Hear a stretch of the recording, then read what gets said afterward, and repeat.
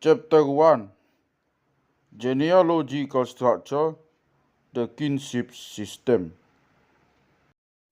B. Defines. Piso Gifts. The Piso or Piso gifts are the opposite of the Ulos gifts and go from Boru to the Hula Hula. Word Piso means a knife or a sword Such a knife can be given in natura, but so far as I know, this is never done. It is always money, cattle, rice, and similar commodities that serve as Piso gifts. A more specific and elaborate term for such gifts from Boru to the Hula Hula is Piso Hajojahan, a knife with which to support oneself. It was not particularly expected of the Boru in the Pidari time to render assistance by way of arms in times of war, but help in general was expected from the Boru who had become wealthy. In this connection, the case can be cited of the emigrant who departed for a distant region and often took with him a well-to-do Boru, or that of the founder of village who sought to the cooperation of a wealthy Affine who would become the Namora Boru of the village, a member of the dwelling marga who often cannot call the land they cultivate their own, having only the right of temporary use, readily seek employment in trade, cattle rearing, and business, and frequently become more prosperous than the sometimes prodigal and spendthrift notables of the group that has the absolute right to the land. The character of the Piso gifts, therefore, is as much that of a counter-present for Ulos gifts, either received or promised, as that of a contribution in the case where the Hula Hula is economically in need of support. So, for example, if the Hula Hula is offered a piece of land as a present at the Mangupa, the son-in-law recipient will hand over a contact present in money with the following address.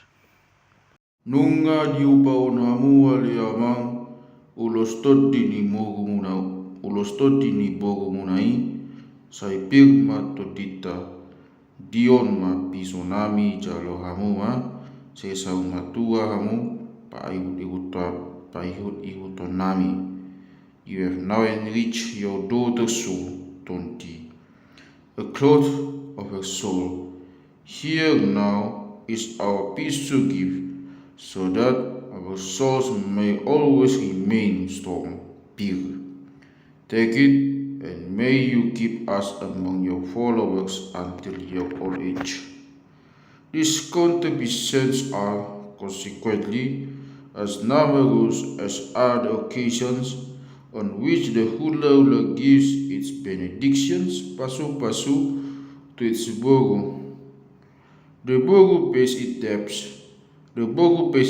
debt of gratitude for many blessings that it receives from its servants by always being ready with a contribution to pack should its Hula Hula be beset with difficulties on the marriage of a son or to many other ceremonies that cost it money.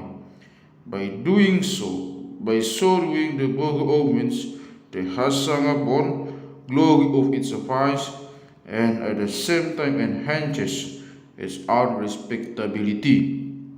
The content of the sayings just illustrating the richness of the gifts that may come for the Hula Hula gods as follows. Napu salaon ni si tua. Magtua do halak molo gabe boruna. Ia dipanggil hepeng dangolo majua. The indigo is gathered, the indigo of the elders. Fortunate is he whose Boru is prosperous. If he asks for money, the Boru will never refuse it. An expression in which gross materialism and magical religious beliefs are bedfellows.